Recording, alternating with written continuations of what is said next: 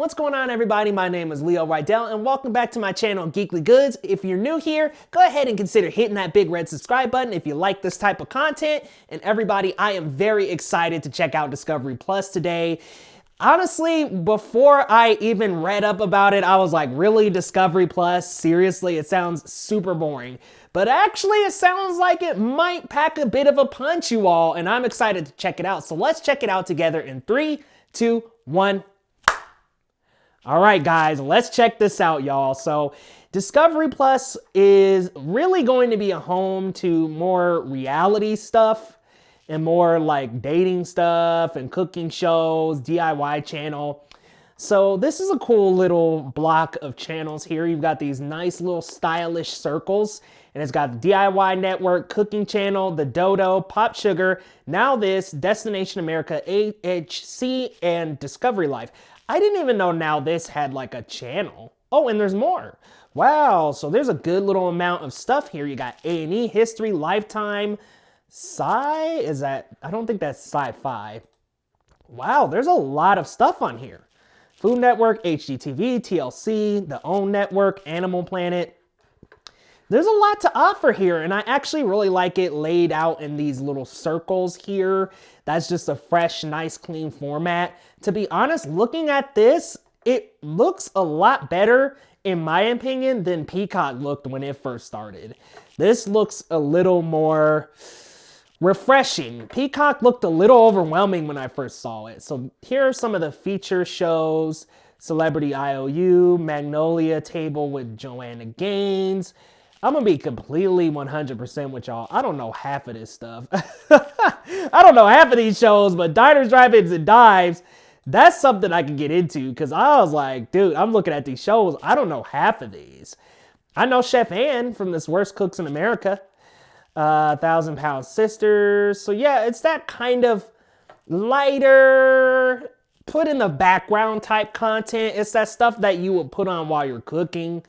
They've got some originals. I don't really recognize too many faces on here. But again, it's one of those like, totally throw this out on in the background and clean, and like it's those type of shows. Or it's just those shows that you can really binge through. I read that 90 Day Fiancé is going to be on here, or is already on here. Passport to 90 Days. So here it is. 90 Day Fiancé, The Other Way Strikes Back. Now, I'll admit, that is a guilty pleasure of mine. I do like me some 90 Day Fiancé. Yep, so there's like a quarantine version. Wow, they have a ton of like 90 Day Fiancé stuff and 90 Day. So Just Landed, American Lives Are About to Change. Yeah, so they have a lot of 90 Day Fiancé stuff. Like Passport to 90 Days seems to just be like a whole 90 Day Fiancé like extravagant collection. So there's like a Oprah Winfrey and a lot of personality driven content. Diners, Drive-Ins, and Dives. Now, it'll be cool to have this all in one collected area. I've seen a ton of these episodes, but I haven't been able to really find a spot to binge through most of them. I think Hulu had it before, but bro, is that Tiger King? Oh, wow. It's a Joe Exotic documentary before he was Tiger King. Oh, so they have like ID stuff. They have identity discovery. Wow, they have this really cool like documentary section.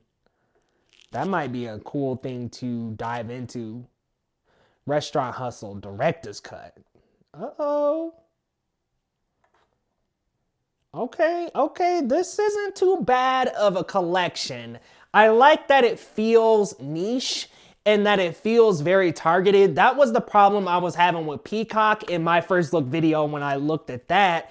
It didn't feel very targeted. It felt very all over the place. There was all kinds of shows, but then at the same time, the library still felt very skimpy. And for some reason, this library on launch day feels very packed.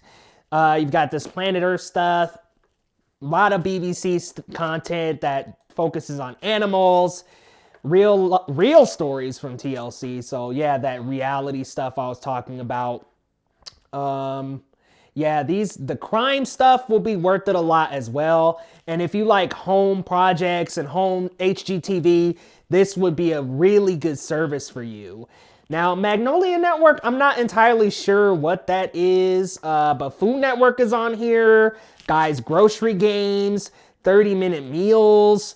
These are shows that I actually really enjoy from the Food Network. I never watched this Amy Schumer show, but man, having diners, drive-ins, dives, yeah, having that all in one place is a gem in itself. And then you've got the Grocery Games as well. Like, that's cool. And then on Discovery, you've got Mythbusters, Shark Week is on here, Expedition Unknown. So this is actually a really good library of stuff, but what I like about it is that it's very niche. It very much fits the mold of, like I was saying, these are shows that can either really captivate you and get you sucked in and have you binge through a lot of them, or you can put on in the background while you're cleaning or cooking, like diners, drive-ins, dives. I cannot say that tonight. Is totally something you can put on in the background and something that you can look at while you're cooking. And you've got this Anthony Bourdain stuff. Like, there's so much stuff on here. But like I said, it doesn't feel overwhelming. Everything kind of tends to have this Netflix look. So I will say, it kind of looks like Netflix's content rolls. Like, this very much looks like Netflix. However, I would say there's not nearly as much content, clearly. There's these cool circles up top, and then you've got Perfect Planet up top here. It has a very Netflix feel to it. It feels like Netflix, and I'm wondering if the designers are the same, because this feels very Netflix heavy to me. Like, I feel like this is Netflix as I'm looking at it here. I'm kind of just like, wow, this looks familiar and it doesn't look as overwhelming. Oh, because it looks a lot like Netflix. But you have a couple rows here that change up that vertical look and give you more of a horizontal screen cap. They change from the vertical poster. But then when you hover over them, what's cool is you hover over these and it gives you like a horizontal look. What would be cool is if you like hovered over the show and it actually kind of gave you a preview. I'm probably just spoiled by Netflix hovering over that and seeing a preview on there. But honestly, guys, I mean, this is about it. Let's see. You can make a list. You can hit this browse button. I wonder what this does. Okay, so it just kind of brings up a list of the shows. And it looks like when you hit browse, it brings up almost every single show. What would be helpful here is if you could filter all of this out by like oh, perfect. I just had to scroll up. I was like, alphabetical order. Here's that, A to Z, relationship focus, true crime. I mean, honestly, this is a very organized piece here on their streaming service. Like, their streaming service layout is really well done. Like, really well done. It's got these nice clean circles. It's got big, large text with every single genre they have. Automotive, science and technology. It's got a very, how can I say, it's got a very curated look, and it looks clean and feels fresh. The only issue I'm having here is it's so niche that I'm worried that it won't get enough subscribers. In this world we're in now with so many streaming services, it seems to me like something like this may not last and would probably do better as a part of Hulu subscription or a part of Peacock. I want you guys to let me know, do you think this streaming service will last? Because look, I think this is a cool curated selection of content. There's a lot. There's a decent amount. You've got science, paranormal, documentaries, and cooking, of course, lifestyle. It very much fits a specific target market. But do you think there's enough of that target market for them to really offer this as a standalone? I just kind of feel, I'm looking at it and I'm like, look, I really like the navigation. It's clean. It's got these nice circles. It's got a nice browse. I'm just very curious as to whether or not this can survive in this streaming economy where you got big giants like HBO Max, Netflix, Hulu, Amazon Prime, Disney Plus. Like, with those 5 alone, that makes up most of the streaming market there.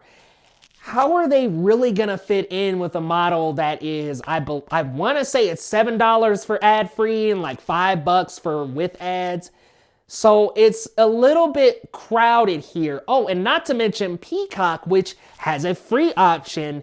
And I almost feel like Discovery Plus would benefit from a free option. I know they can't really afford to do so, I'm sure, because Peacock is backed by NBC and they have plenty of room to be able to offer their service for free.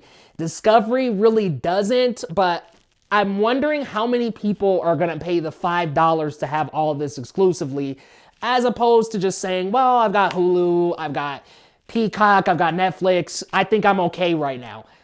It just feels to me like it's not gonna survive and they're gonna end up having to sell this catalog to someone else. But I'm not sure. You all let me know though. What do you think about the look of this platform? I think it looks really sleek, nice and crispy. Looks a lot like Netflix, navigates really well. I mean, it's just a smooth scroll, really nice circles here up top with logos with different channels. That's really cool. And you've got these genres up here, the browse feature. It's honestly a very simple platform, and most of the time, that's the way to do it, is just keeping it simple and going from there. And this does a really good job of it, but I just don't think it's gonna survive, you all. Let me know down in the comments though what you think about this awesome new platform.